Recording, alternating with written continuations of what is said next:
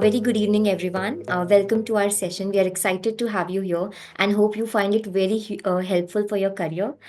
We have got some great information to share, and there will be a Q&A at the end.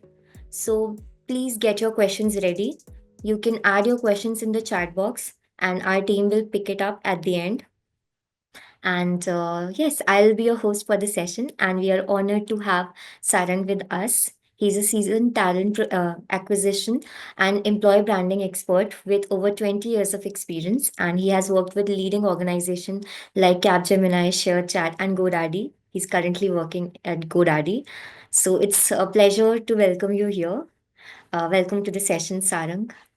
Thank you. Thank you so much for inviting. Happy to be here.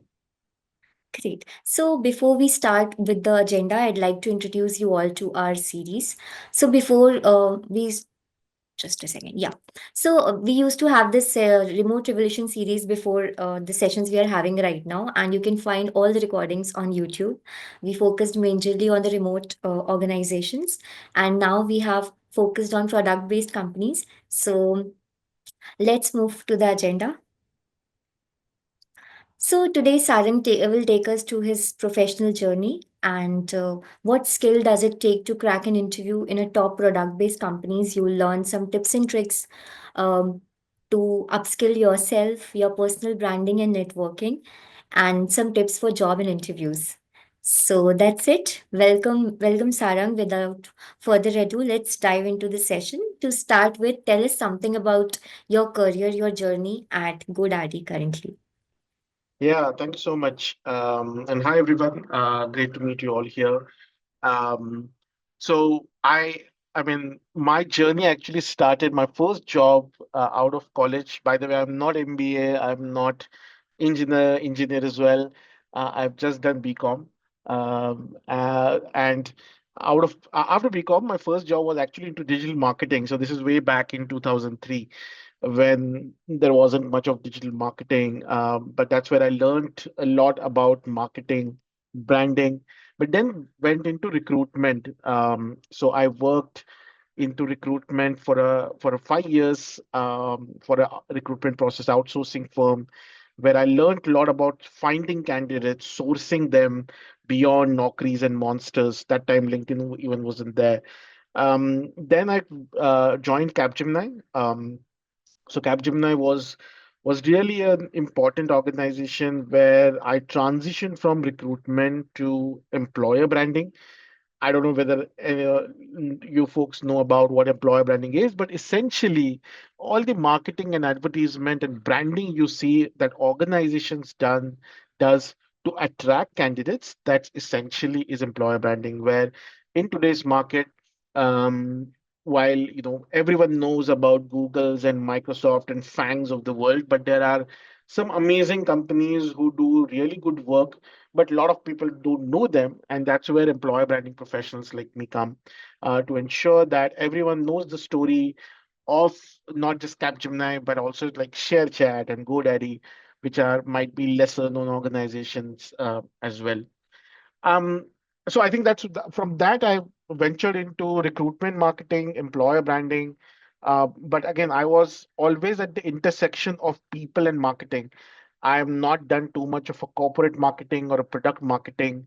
And that's a unique thing that is with employer branding, right? Where you are able to tell the stories of people within the organization rather than just talking about products and services.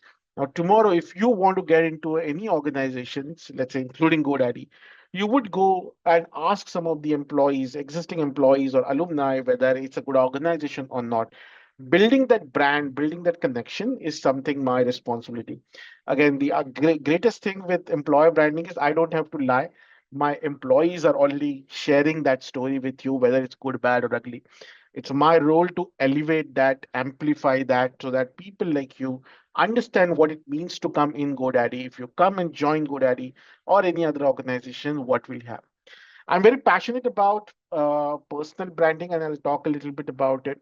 A lot of things that I have learned, made shifts from recruitment to employer branding, is thanks to the connections I made, the people I met, the learnings that I had.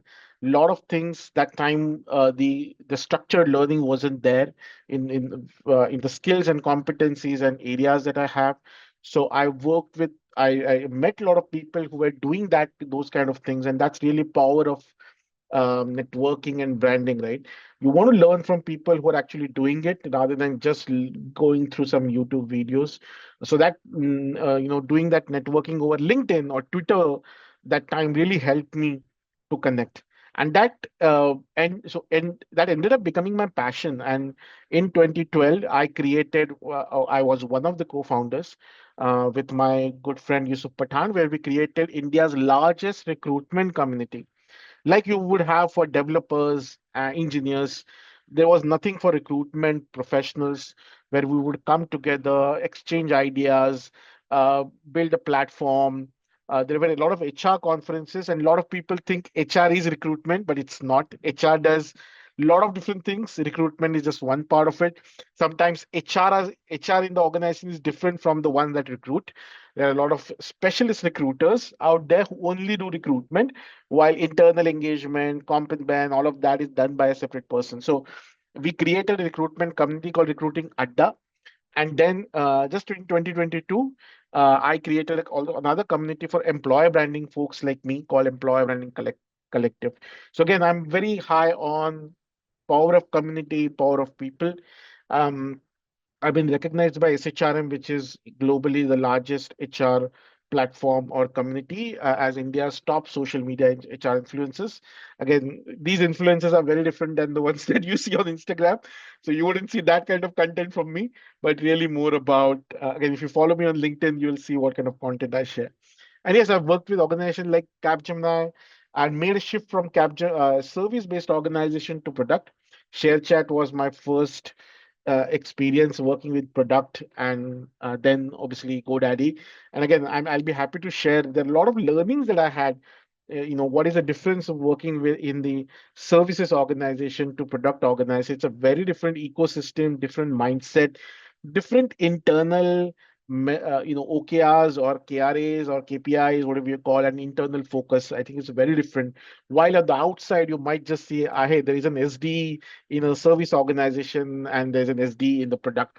I think the role that they play is quite different. But again, we'll talk a little bit about it. But that was my journey. I live in Pune. I was in Bangalore for a year last year when I was with ShareChat, but I came back to Pune with GoDaddy. I live here with my family, and yeah, that's a bit about me. That's great.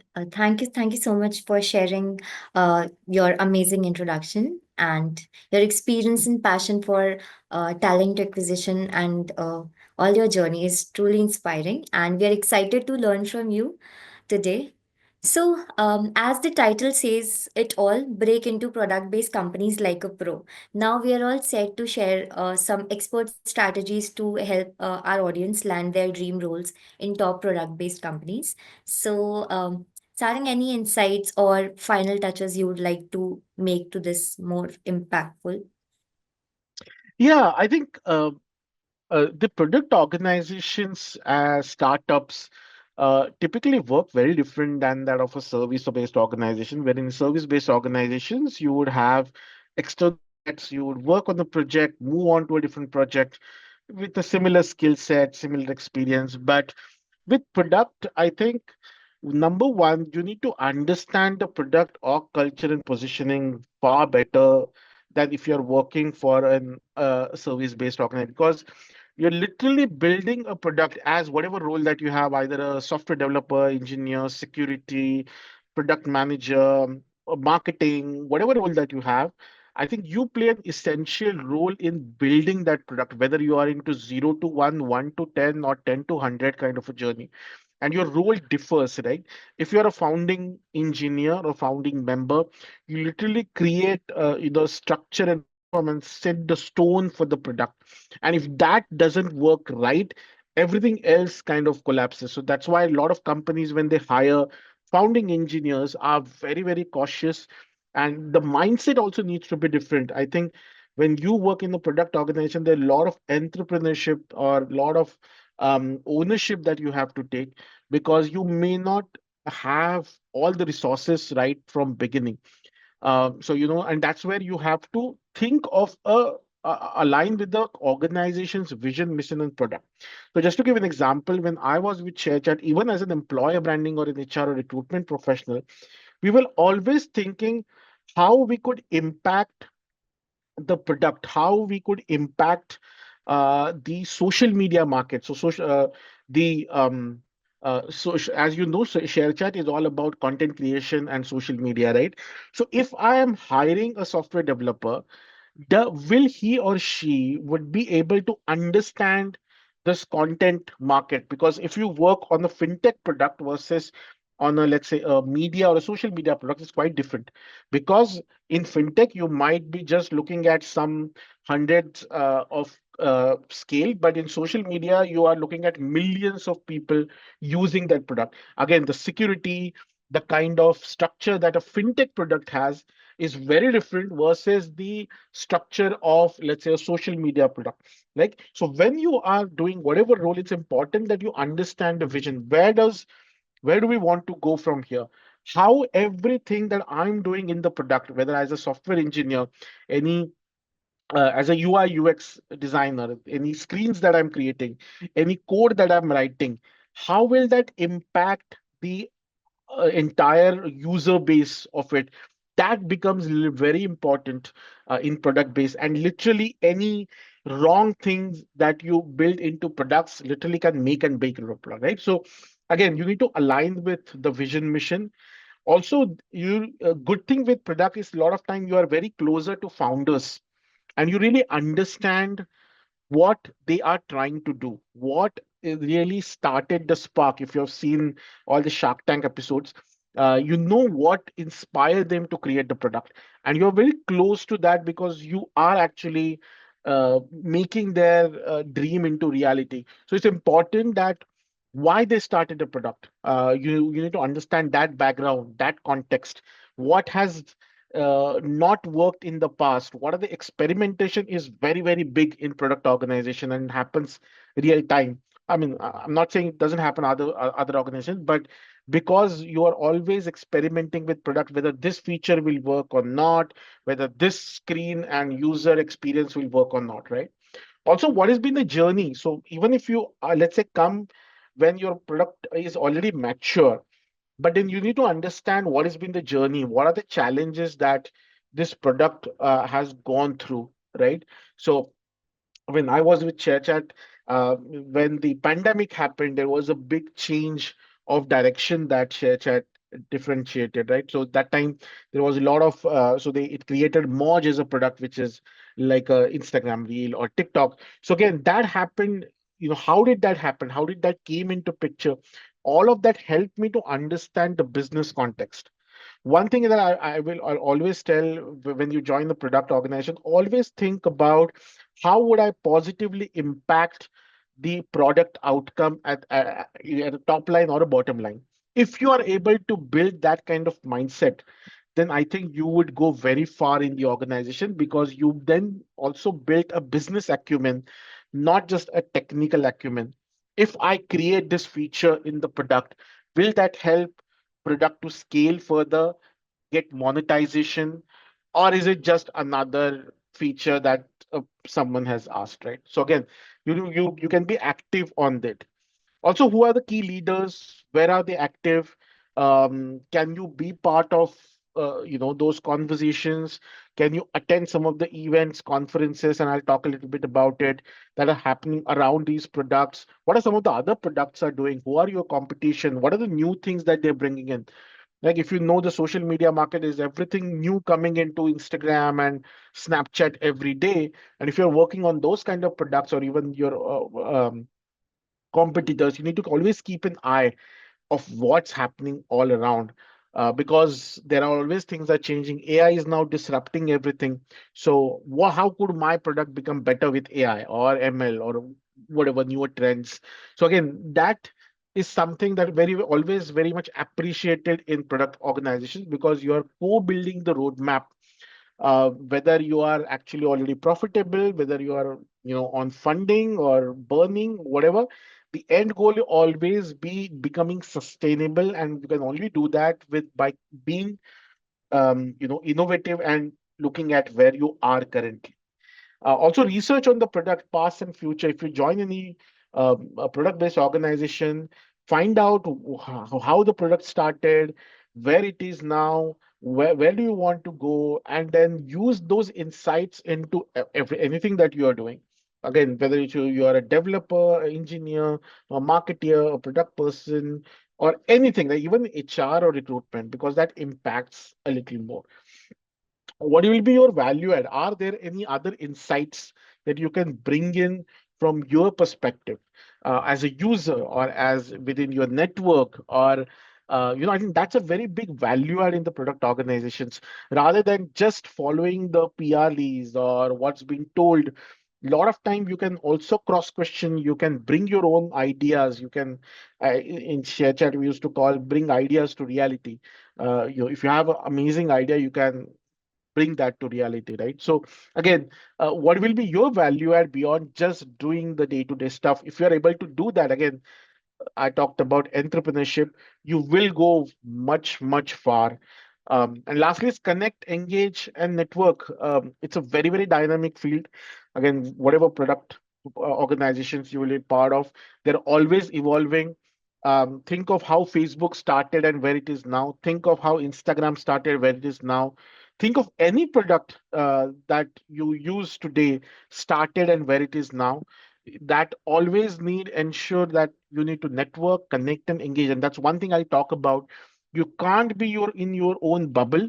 Okay, I will just do my job and I will flourish, I will grow in the organization or in network. No, you have to brand yourself, you have to connect with the right people, showcase what your work is. Again, that doesn't mean like in some memes, they put the light on you saying, okay, am highlighting my work. Not in that case, but really through the work that you're doing, through the presentations that you're doing, and through engagement. So again, just by my experience of last 3 4 years in the product organizations, this is what it is. But at the end, product organizations are highly volatile, lots of ups and downs that happens, and you need to prepare yourself for that, because that's the kind of nature of, especially in 0 to 1 or 1 to 10 kind of organizations. They will shift the gear, they might go through different changes, or they might focus on different kind of a product than what they started with, and you have to be agile internally to do that as well. So yeah, that's my take on baking into product organization. So again, it's your mindset and thinking. When you go to the interviews, think of all these questions, think of all these points. How would you adapt to the culture of these product organizations? What are they looking at? I'll talk about interview tips as well, but again, this is what you should be thinking about if you are interviewing for product organizations. Great. These are some great advices. So, many of us struggle with job applications and landing the right roles. So, it's common to face rejections and silence. So, what is your view on this, and how can we cope up with this? Some tips and tricks regarding the same. Yeah, so number one, I think, and why I have chosen this slide is, if you haven't seen Simon Sinek's talk on the golden circle of why, he has written a book as well. Again, I'm not saying this is your answer to the question of how would I deal with it, but really start with why. And start with why is not I want to get a job. That is not your why. What are you, who you are, what you want to do, why do you exist, not from a philosophical standpoint, but really, what is your why? What is your purpose as a professional? And as of today, I'm not saying, obviously it changes, goes over the 5 years, but think about that. What is your purpose as a professional? Whether you are a fresher, whether you are into the industry for 5 years, whether you are into 20 years like me, I still question my purpose. And that's where the community came into picture. That's where a lot of these talks that I do came into picture, that this is my purpose over and above 9 to 5 job that I do. Like you, what is that for you? What is that you want to do? If there are, like on this call now, there are 35 people over here, what is your differentiation? How would I know what how would I choose Ashik or Abhishek or Ashish differently from others?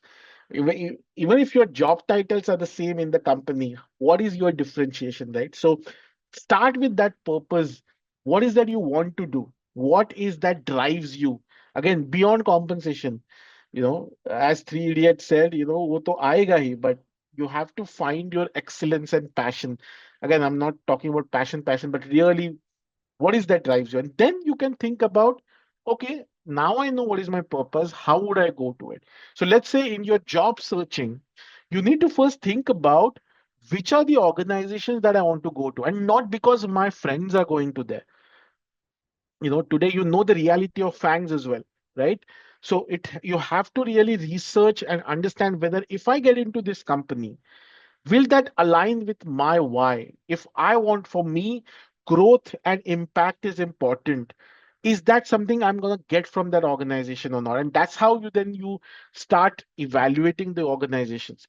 Or if I want, my why is I want to grow into becoming a AI engineer in next 3 or 4 years, then how would I go back and start working on it? But identifying that why is important, because then you start think about how and what. Okay, how would I reach there? And to reach there, what do I need to do? So always break this down in whatever that you want to do in these two, three things, especially from your career perspective.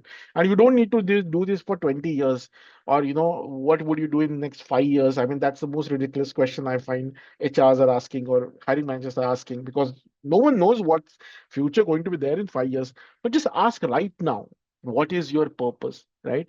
So again, if you've not seen the YouTube talk, please do that. Simon Sinek, Golden Circle of Why. I'm sure you'll find that very, very resourceful.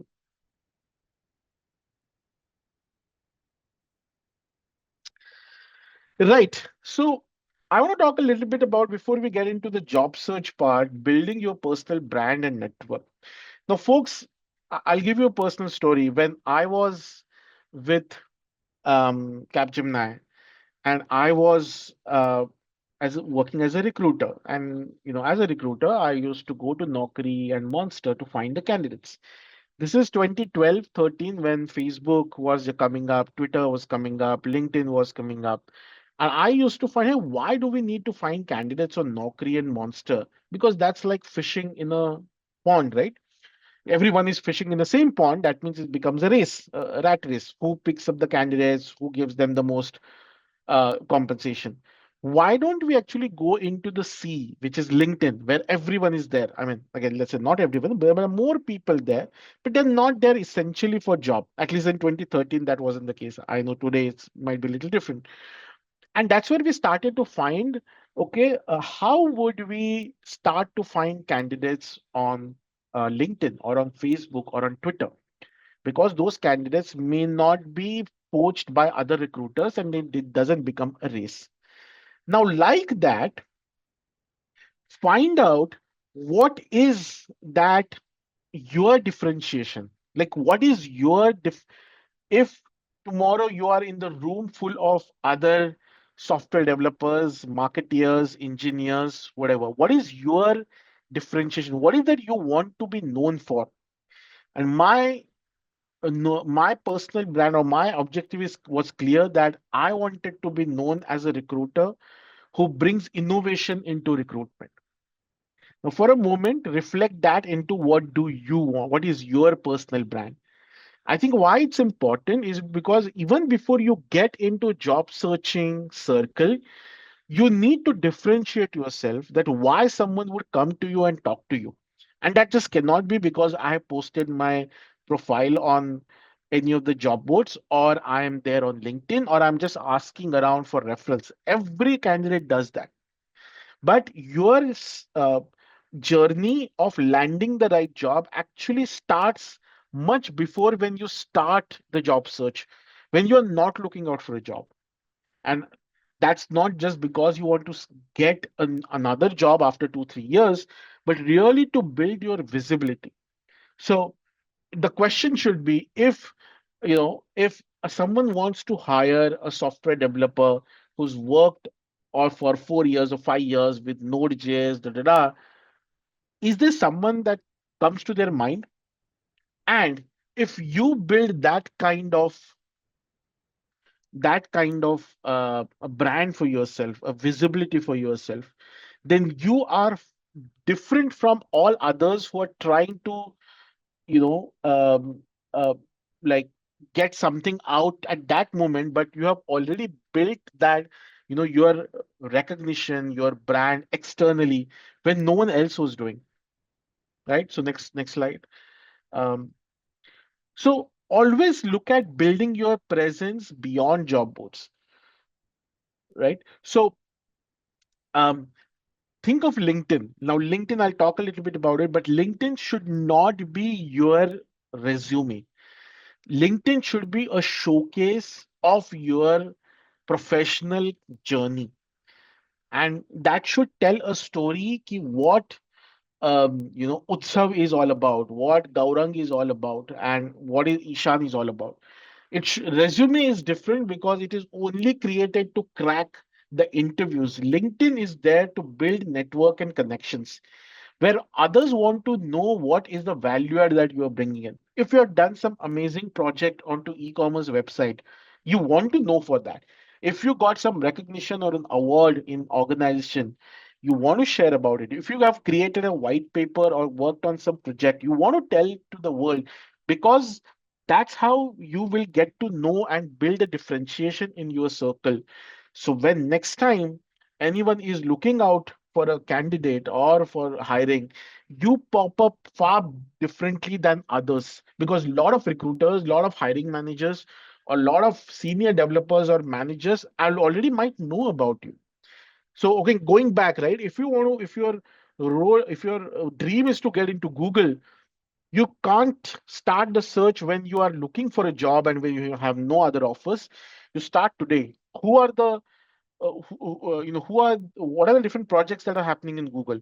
Who are the leaders in Google that are hiring for these roles?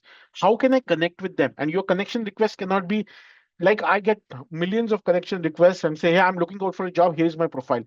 No, right? uh, so let's say it's like when you are in a party, right?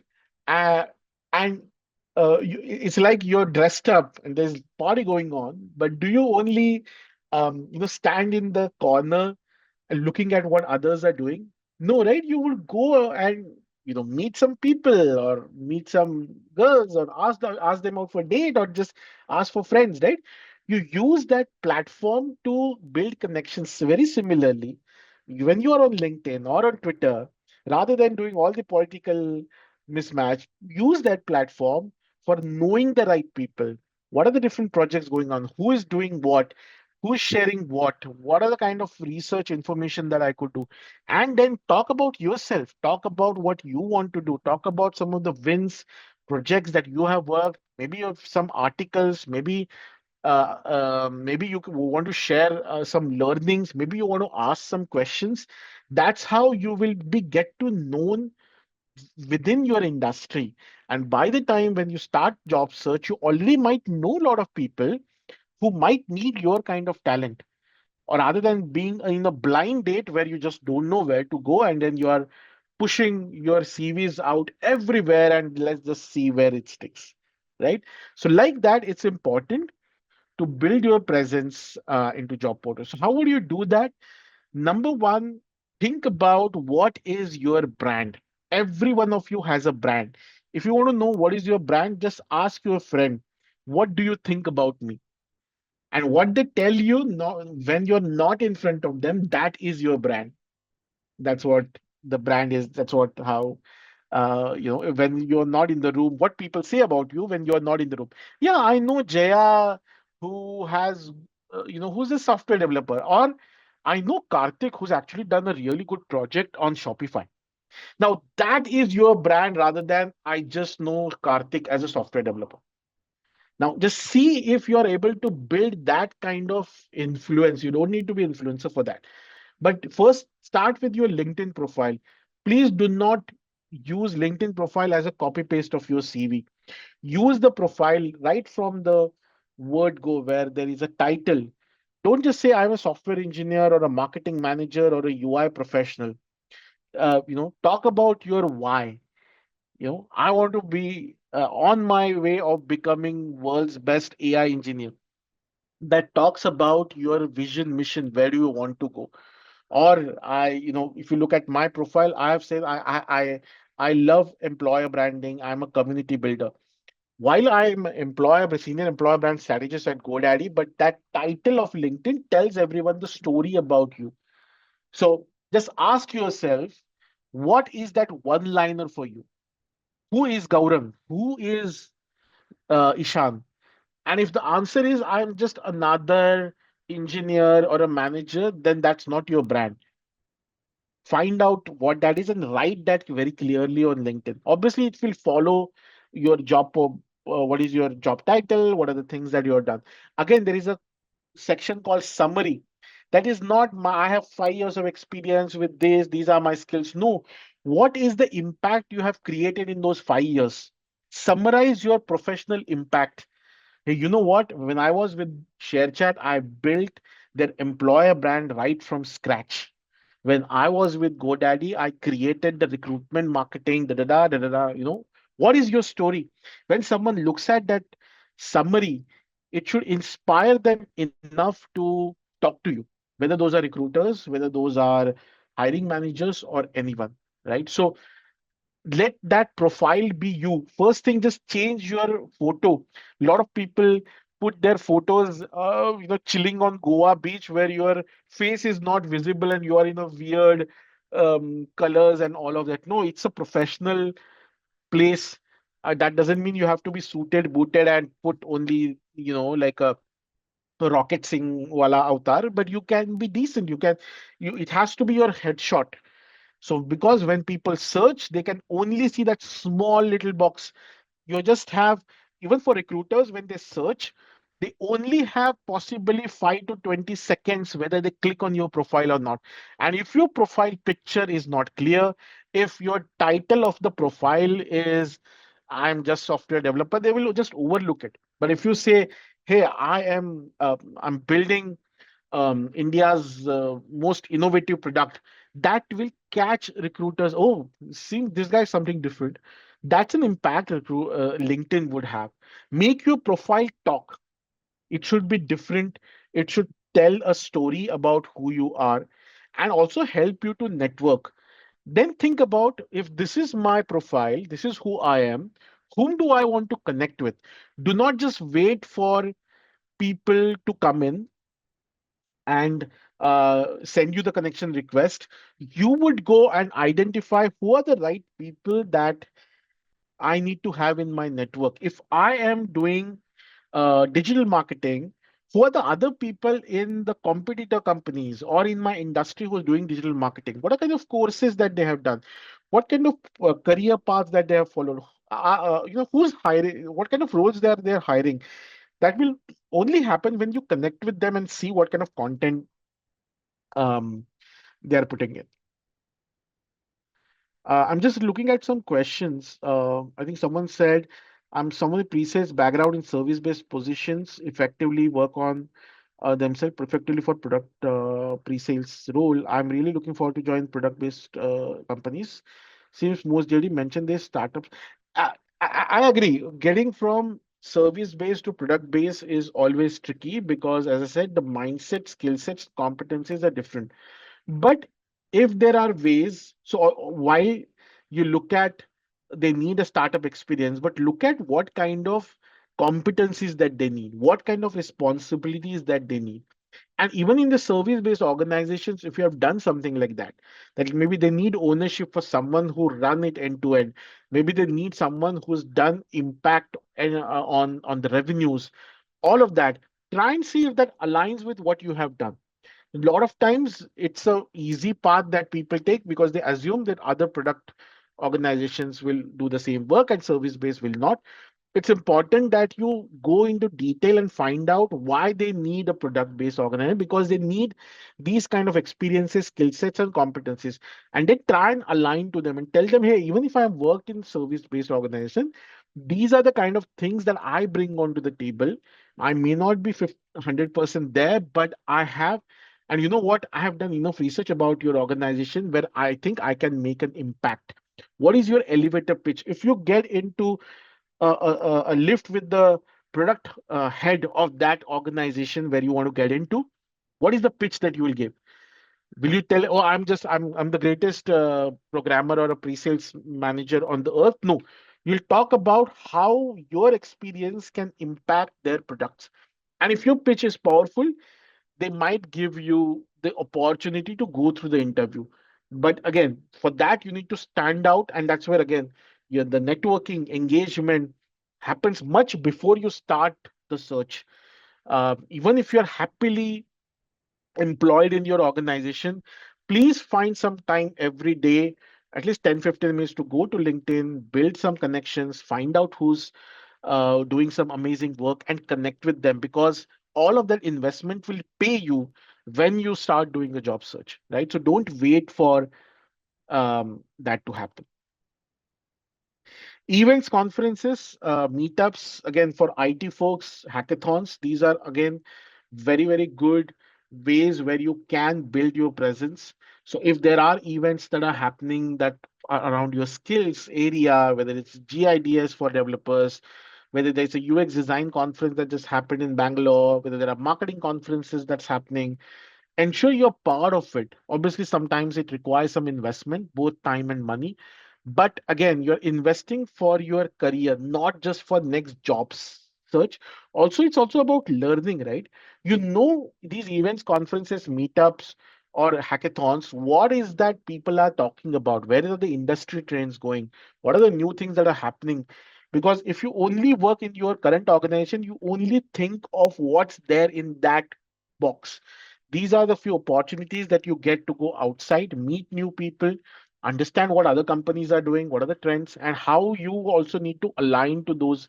If there is so much of AI boom happening, and you attend some of the events in your industry, okay, what are the different skill sets I need to have? Which are the organizations that are doing that kind of a work? Where would I need to go? What are the people that I need to connect? Right? So use these events, conferences, meetups to learn, not just to get a job. Guys, getting a job is an end game. You have to do a lot of that other things before you go there. It's not an overnight journey. You have to do this every day, again, with a very small, like 10-15 minutes. Or if there's a good event coming up, there are a lot of meetups that if you go to meetup.com and just add a skill that you are normally working with, there are a lot of meetups that happen in each of the cities where you can just go attend the talks, understand what's happening, network with people. um, Again, there are some networking mixers that anyways happen. Some are only networking and less of content, but there's some where you can also really get good content and meet good people. So again, use these. There are a lot of companies who do hackathons. Be part of those hackathons. Again, even if you don't win it, but it's important that you know what kind of newer technologies, newer products that companies are building. Now, last thing before I end my monologue is talking about actual interview. First thing, as I said, your interview search should start.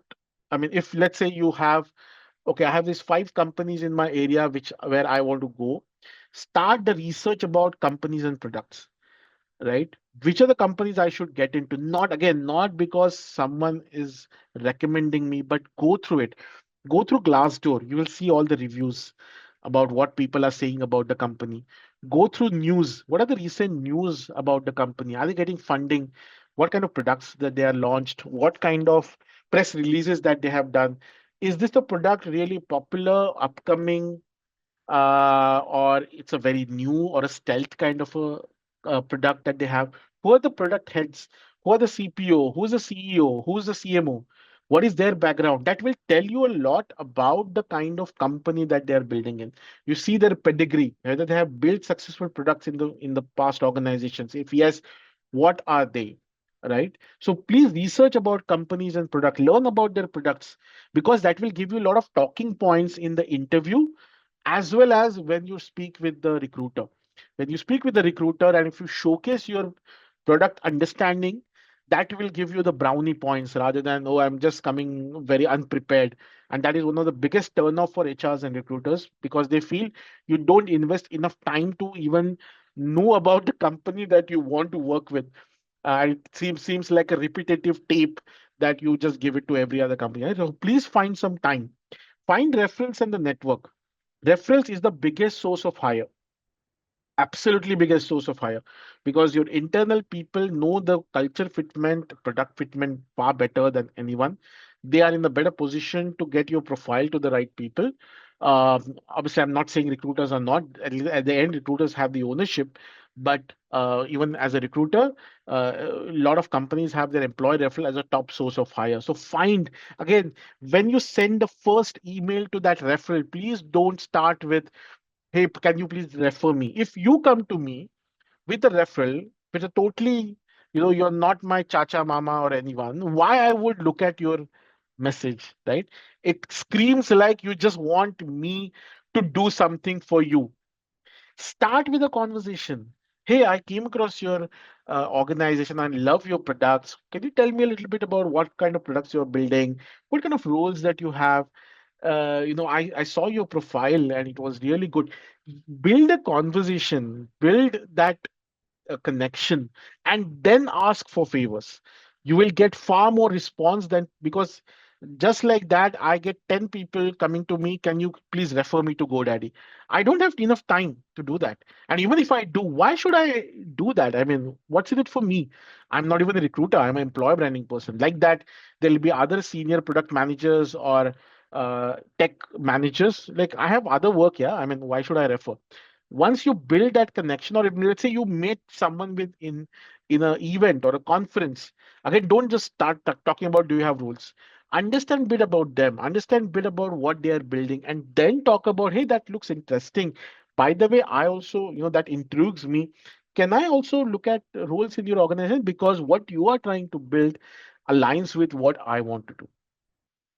Check recent news and development. Again, as I said, please do that, so that you know what are the different things that company is going through. Are they going through problems, challenges, or they just got a funding and they're doing amazingly well? These are very different conversations, right?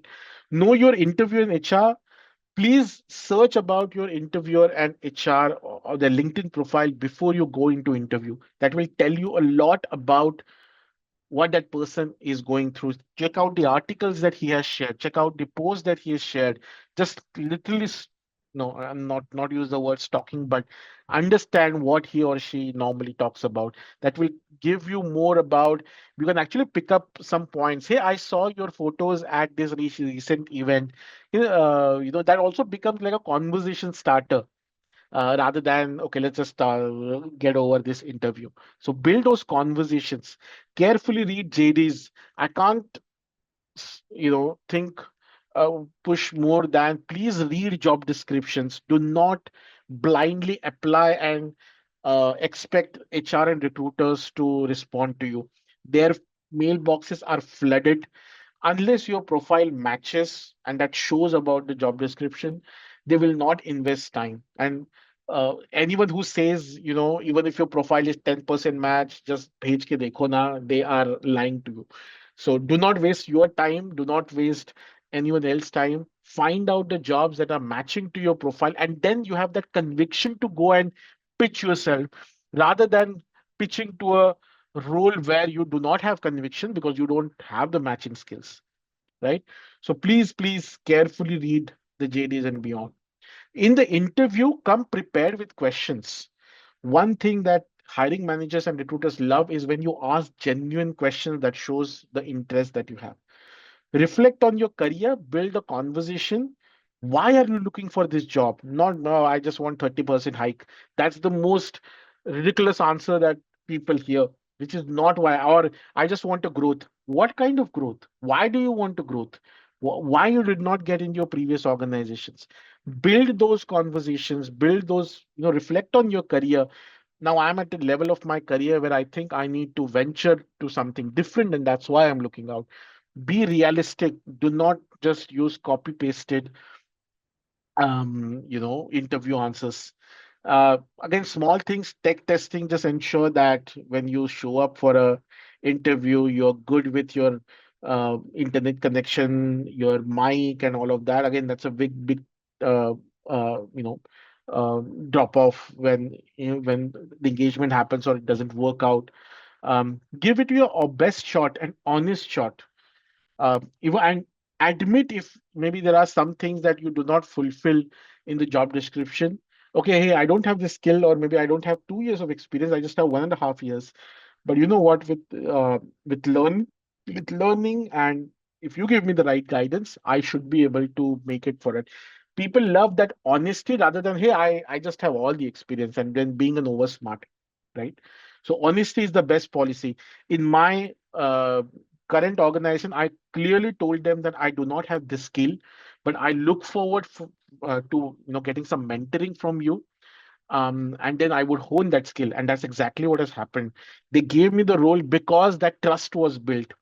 If I would have told her I am like a superstar Rajnikant in that skill, and when I come in, oh, I don't have a skill, but that deters your career growth.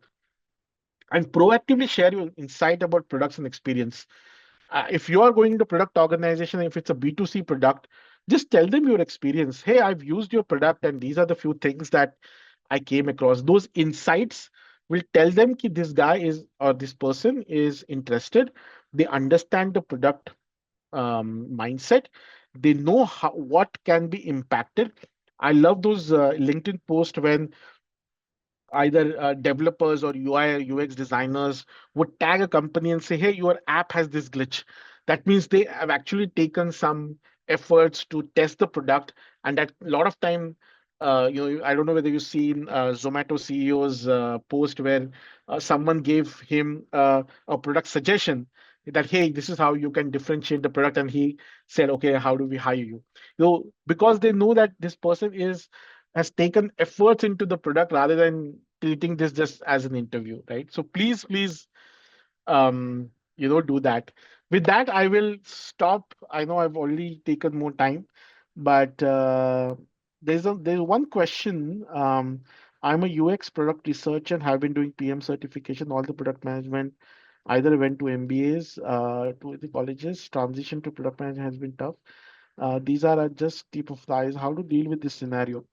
I think number one, I see more and more companies ditching the educational backgrounds more than past, right? Previously, it was a norm. You have to have an MBA, you have to have this degree. But I see a lot of progressive organizations looking beyond the um, only degrees and certifications and all of it.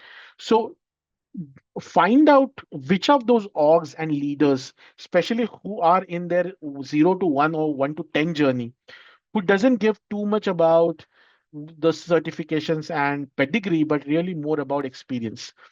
Again, this will go on when you start to do more research, more networking. Not everyone has a JD template where everyone looks at the same qualification. Obviously, the big guns will always go for ISBs and big, certifications and all of it. But there'll be a lot of companies who will be looking at the experience and pedigree and that kind of, I mean, the experience more than pedigree. So think about that. But yeah, happy to take any questions. Yes. So thank you. Firstly, thank you so much for sharing your insights, and I'm sure people here will be very excited to incorporate all of these things in their job search and in their interviews. So we have few questions. I have received DM for the same. Okay.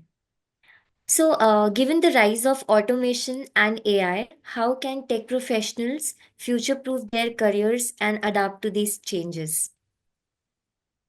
Yeah, I mean, I am as prone to that change as you are. So number one is really learning new skills. So with the advent of AI, skills like agentic AI or prompt engineering or AI, ML, I think there will be more jobs on that part rather than just traditional SDs, right? So look at how you can add new skills to your portfolio. uh, there at some point of time, maybe a company needing 100 software developers, they would just need 50. And you've seen what happened in Twitter and other organizations and fangs, right? They may not need those number of people, but they will need different kind of profiles. So maybe there'll be more job for prompt engineering, there'll be more job for agentic AI, automation, robotic. So see if you want to change your career course from where you are to where you should be. And that's why looking at trends, events, conferences, that will give you that opening key. Where are companies heading to? What are the look at news and articles? If a product organization is investing into AI, they would need AI engineers, even if the other hiring is not happening. So understand what are the skills, newer skills and experiences that you'll need. Connect with the people who have made that shift already, learn from them, engage with them, network with them, because they all already tell you the pitfalls and the challenges that they have posed. And again, lean back to your community. But again, the definition of career is going to change. You previously career was you start let's say a very very trainee software manager, and you end up as a head of technology. That's going to disrupt because you might have to do different career shifts even in the span of 4 or 5 years, like what happened previously with um, Web 2.0, or the whole C++ to all the newer technologies, and now with uh, co-pilots writing the codes and automating a lot of marketing technologies as well. So just be closer to it and learn. Please invest some time. I know there was a question about time. Um, after 20 years, last 6 months, I have gone through a brand management course where I've invested 4 hours every week on weekends, because I know I can't be complacent. Even after being in 20 years in the industry, I need to learn new technologies, new things. The time you stop learning, you become dinosaurs. As simple as that.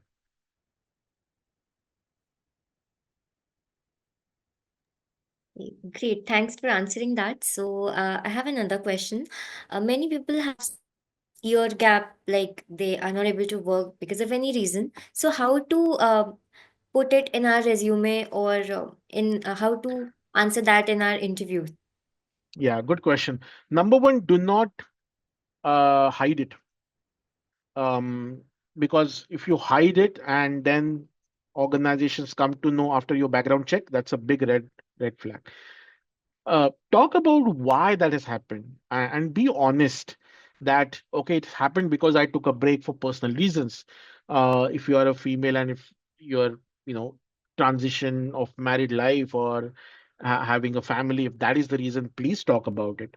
But also when you do that, talk about what you have done in that time to keep yourself updated and engaged, and how you've used that time to not be away from the industry, but still at a bay, you're still learning what are the new things and new trends that are coming in. I think what companies wants to do is understand whether even if you have a job gap, whether the person is competent enough to overcome it. And if you're able to showcase that kind of a mindset, then you're there. Also, there are a lot of companies, especially for women professionals, there are women returnee programs where they actually help you to come back to the work. So identify those organizations who have those women returnee programs, apply to them. They would actually prefer you to go there. But again, number one, do not hide it. Secondly, build a pitch about how would you counter the argument. And third, showcase some work. If you've done, in the 6 months when you were not having a role, if you've done some side projects, if you've done some freelancing projects, put that on your LinkedIn, because that also work as a good way to showcase your efforts and mindset that you're not sitting idle, you actually did something really good. Yes, and we have another question in the chat box. How to choose the right JD? Because I went through a lot of JDs. I got that JDs of manager, level of executive, and specialist openings. How do you choose the right JDs? I think first find out if that's the right company. Um, with all the things that I mentioned. Then second, find out why they are hiring. Is it a growth role or is it just a replacement role? What is the impact that you are bringing? A lot of JDs only talk about skills and experiences, that they need 5 years of experience, they need these skills, and some Rajnikant having 15 different skills and only trying to match everything. But a lot of time, if you get these kind of JDs, ask more questions, things that are not there on the job description. Like, what is the role of this person?